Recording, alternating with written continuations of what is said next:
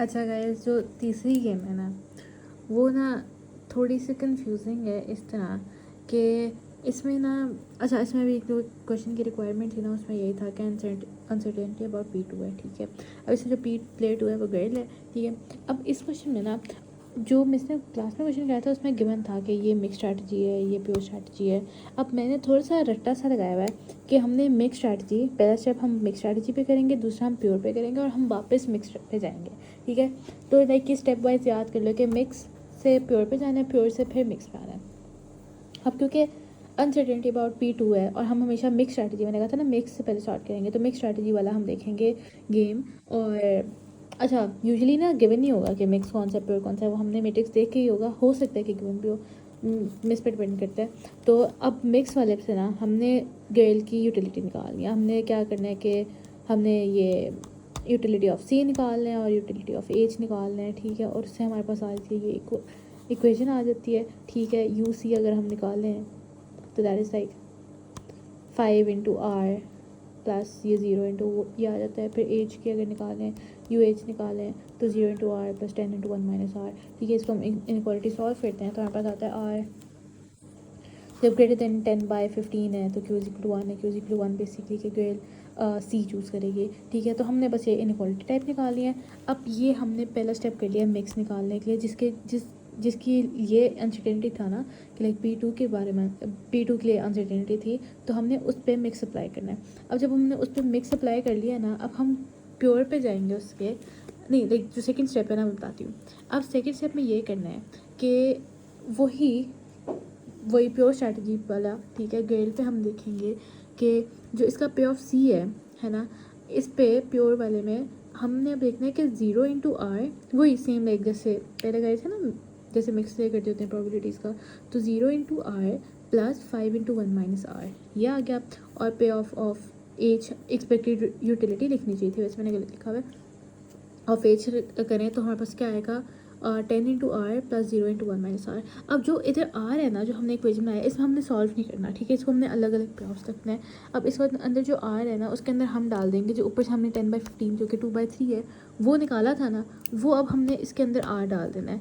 अब इसके अंदर जब हम आर डालेंगे तो हमारे पास दो वैल्यूज़ आ जाएंगी, ठीक है। अब जो दो वैल्यूज़ आ जाएंगी उससे हम देखेंगे कि लाइक ऑब्वियसली बड़ी वैल्यू ही चूज़ करेंगे ना गर्ल, है ना। तो हमने इससे देखा है कि जो गर्ल है ना, वो पे ऑफ, क्या लिखा हुआ है, पे ऑफ H चूज़ करेगी, क्योंकि उसकी जो यूटिलिटी एक्सपेक्टेड यूटिलिटी थी वो 20/3 थी, जो कि ग्रेटर देन 5/3 है, ठीक है। अगर वो C चूज़ करती तो इससे ना हमारे पास पता चल गया कि ये H चूज़ करेगी in any case pure strategy में, ठीक है। पहला स्टेप हो गया मिक्स से हमें एक इनक्वालिटी मिली, ठीक है, जिसको हमने प्योर में डाला। प्योर में हमने जब उसको प्लग इन किया तो हमारे पास दो वो आ गए, दो एक्सपेक्टेड यूटिलिटी आ गया। उससे पता चल गया हमें कि गर्ल कौन सा पे ऑफ चूज़ करेगी, ठीक है। अब हमें इससे पता चल गया था कि गर्ल प्योर में, अभी हम प्योर पे ही रह रहे हैं, ठीक है। प्योर में उसने एज चूज़ कर लिया। अब अगर इसमें, ठीक है, गर्ल सिर्फ एज ही लेगी, ठीक है, तो हम इससे देख देंगे कि अब बॉय के पास क्या सिनेरियो आ जाती है कि वो चूज़ करे, ठीक है। तो एक या फिर ये C चूज़ कर सकता है बॉय, ठीक है, 0, और H चूज़ कर सकता है 5, ठीक है। अब ऑब्वियसली 5 इज़ ग्रेटर देन 0, तो वो 5 चूज़ कर लेगा। तो हमने कहा है कि जब गर्ल प्योर में, जब गर्ल की, क्योंकि वो तो चूज़ करेगी ही H, क्योंकि उसकी यूटिलिटी ज़्यादा थी, ठीक है। तो हमने इस सिनेरियो में कह दिया कि जो बॉय है वो भी H चूज़ करेगा, क्योंकि उधर उसकी पे ऑफ ज़्यादा है, ठीक है।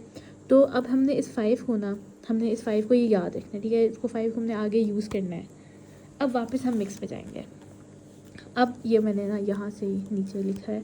तो अब हमने पहला स्टेप किया था ना गर्ल के लिए, वही हम फिर स्टेप करेंगे बॉय के लिए मिक्स स्ट्रैटेजी पे ऑफ वाले में, ठीक है। और हम उसकी प्रोबेबिलिटी निकालेंगे।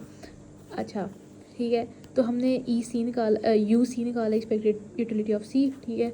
इसे हमने देखा 10Q plus 0 into 1 minus Q, ठीक है, इज़ इक्वल टू, अब एज के लिए करेंगे like UH 0 into Q plus 5 into 1 minus Q plus 5, क्योंकि हमने इधर कहा था ना, मैंने कहा था नहीं 5 याद रखना है।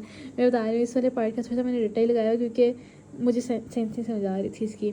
अच्छा, वो इसकी ना एडिशनल पे ऑफ काइंड ऑफ है, क्योंकि जब गर्ल एज चूज़ करती है, क्योंकि हमने कहा था कि गर्ल एज ही चूज़ करेगी, तो बॉय ने पता नहीं एडिशनल कैसे ये कर लिया 5 अपने मिक्स में ऐड, मगर जो इधर से इसका हाई पे ऑफ था वो अब अपने मिक्स वाले में डाल के +5 कर देगी। एच वाले में था ना, लेकिन इधर वो एच चूज़ करेगा, अगर वो एच चूज़ करेगी तो एच के अंदर 5 प्लस था, तो जब हमने मिक्स वाले के अंदर एच हमने निकाला एक्सपेक्टेड यूटिलिटी, तो उसमें हमने बस 5 ऐड कर दिया, लाइक प्योर वाले उससे पे ऑफ, ठीक है। और हमने सॉल्व कर लिया क्यों कि वो आ गई, प्रोबेबिलिटी आ गई, ठीक है। और फिर अब हमने देखो सिंपल जैसे मिक्स स्ट्रैटेजी वगैरह निकालते प्रोबेबिलिटी इनइक्वालिटीज़ वगैरह वो निकाल लेंगे, और ऊपर वाले का तो हमारे पास था ही ग्रेड वाले का, और अब हम एक सिंपल ग्राफ बना लेंगे।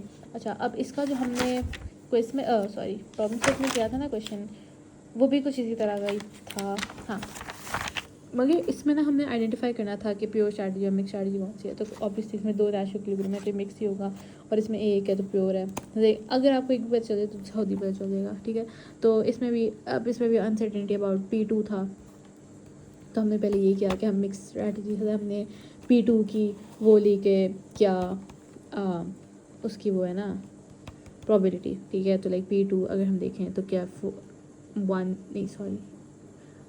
1 into P into 0 into 1 minus P, ठीक है। तो लाइक P बच गया is equal to basic UA और UD निकाल के हमने उसकी प्रोबेबिलिटी निकाल ली, ठीक है। और हमने प्रोबेबिलिटी निकाली तो फिर वही स्टेप के हमने फिर उसको ही P2 को ही हम प्योर में लेके गए और हमने उसके प्योर के अंदर प्लग इन कर दी वही प्रोबेबिलिटी की वैल्यू।